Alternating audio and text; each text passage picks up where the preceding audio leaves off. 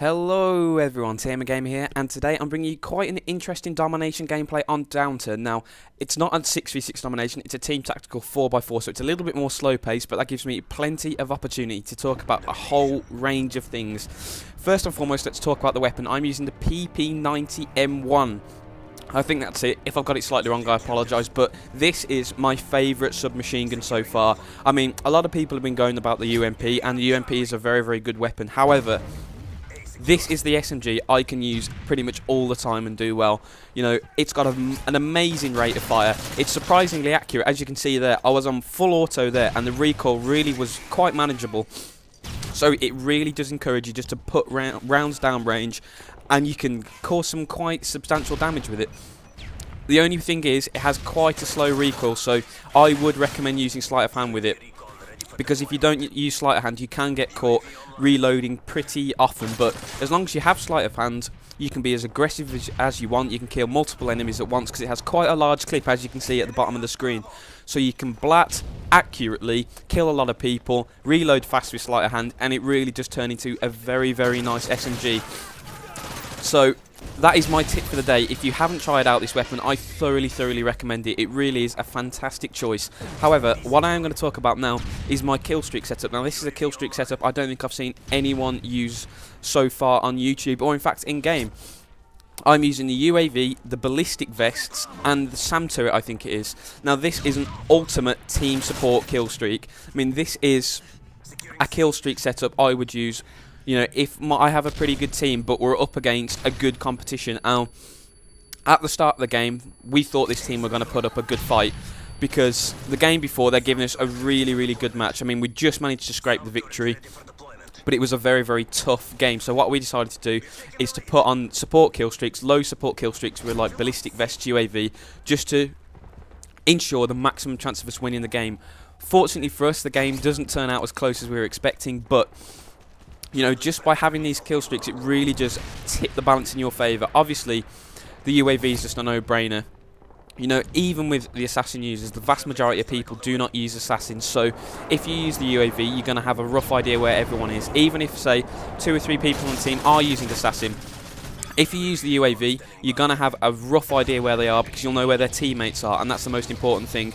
However, the one kill streak I've seen literally no one use is ballistic vests, and you know, I'm not surprised at that, because when I first heard ballistic vests were going to be in Modern Warfare 3, I sat down and thought, when will I actually use those? You know, a Predator missile can be pretty much the same amount of kills in the assault class. You know, do I really want to spend 4 kills with hardline on some ballistic vests? But when used correctly, I mean, there was a game of Demolition where we were getting completely and utterly destroyed, and then me and one other teammate got ballistic vests. We threw them down at our 2 spawn locations, and whenever any of us spawned, we just whacked a ballistic vest on and rushed the bomb.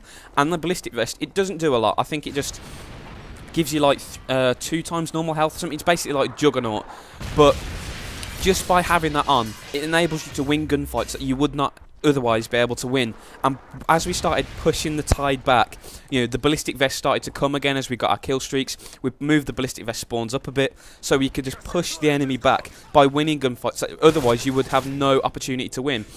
For example, here, that guy would definitely have killed me if I didn't have my ballistic vest on, and he gets a royal teabagging for his pleasure, because you know, the ballistic vest gave me just enough health to survive, and then it enabled me to turn around and get the kill on him. And that is the fantastic thing about ballistic vests. You know, if you are running in a team, I sincerely recommend one of you in your team run them, because if you're having a little bit of a sticky situation, if you really need to get that B cap, throw some ballistic vests down, 2 or 3 of you put them on, and just get on the flag.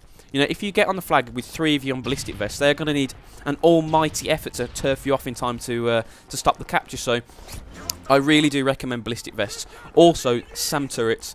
SAM turrets are incredibly easy to get now. You know, just get on a few flags and a few kills, and with Hardline Pro, just a couple of assists, and you have your SAM turret. And if you put 2 or 3 SAM turrets down, the enemy just has no opportunity to call any support or assault kill streaks in. So you are going to rule the skies. With ballistic vests, you are going to rule the ground. And with that combination, you are going to rule the scoreboard. And that's exactly as it turns out. We end up completely dominating these. You know, people rage quit. I mean, they even call a juggernaut in at the end, and it just gets completely and utterly pwned. But that's for right at the end of the video. So this is just my couple of quick tips today. Try the PP90M1 out because it's such a good weapon. I mean, as you can see there, that was not close range. That was a medium range gunfight there, and it had virtually no recoil. You know, it's quite a powerful weapon as well. It seems to me to be a lot more powerful than the MP5 is, and unfortunately the Type 95 completely owns me there, but everyone knows just how powerful that is. But you know, the vast majority of SMGs it's better than. It will hold its own against a large number of assault rifles. As you can see there, I mean, that's another medium range gunfight where the other guy just didn't have a chance because I've got such a high rate of fire and it's such an accurate weapon. You can just get rounds down range and win gunfights that you really have no right to win. So that's my tip 1 of the day.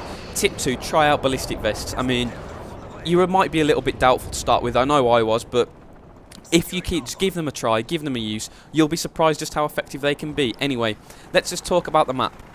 Now, when I first started to play Downturn, I saw the size of the map and thought, this is a definite candidate for, say, the Type 95 with its longer range and good accurate fire.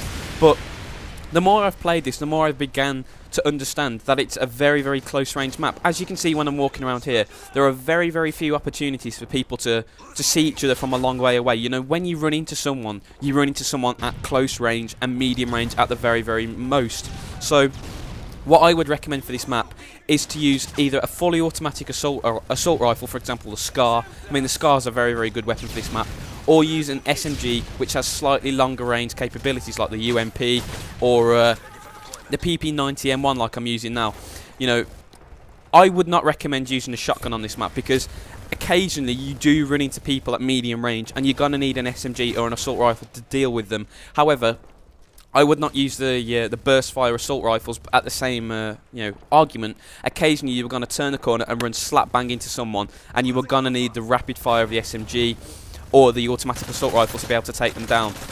So by using, say, the PP90M1 or the SCAR or the UMP or just a weapon around there, even like the MP5, I think the MP5 is another good weapon for this map, you're going to have a lot more success. Anyway, I think that's just about enough analysis on the gameplay for today. There are just a couple of things I'd like to talk about. Unfortunately, they are a little bit of bad news. I did get my stats massively reduced, unfortunately, yesterday. You know, I played a fairly big session the day before. I managed to get up to level 25. I logged back on, and next time I'd log back on, the servers had wiped my last 6 levels, and I was back to level 19 again. So that completely and utterly sucked. But what are you going to do? I mean, 402 tweeted and saying that it was an abnormal disconnect, and I know for a fact I didn't have an abnormal disconnect, so it just sounds to me like a little bit of a cop-out. But what are you going to do? I mean, one of the guys I know, unfortunately for him, he managed to get all the way to level 70, and next time he logged online, he was a level 3. I mean, that must absolutely suck. He must have put like 15 or 20 hours of gameplay in to get that higher level, and then for him to get that white, it just, it's so unlucky for the lad. I mean, and the response from Infinity Ward seems like they're not even going to bother to try and fix it. It's been a problem since Modern Warfare 2 as well, and it's just, I don't know, it's just a little bit frustrating. But there is one other thing I'd like to talk about, and that is panic knifing. I mean, I think I mentioned in a previous video that panic knifing had been fixed, and by and large it has. However, if the connection's a little bit dodgy, it seems to err on the side of knife instead of err on the side of bullets, which is a little bit frustrating. I mean, I had 3 completely horrible panic knife deaths on Arcaden yesterday. So, you know, if I'm feeling completely frustrated, I might at some point put a video out with BS moments or whatever, just for a little bit of a laugh, because it was unbelievable. I mean, 3 in a row. 1's bad enough, but 3 times I'd seen a guy put bullets into him and he's ran through my bullet stream and shanked me. I mean, I so hope they're going to fix that. They said they were going to fix that right at the end of Modern Warfare 2. They said, you know, we understand that the knife monkey class isn't something people enjoyed, you know, like the commando lunge, and it just seems that they've gone back on their word, unfortunately. But I'm not going to let that spoil the game. I am enjoying Modern Warfare 3.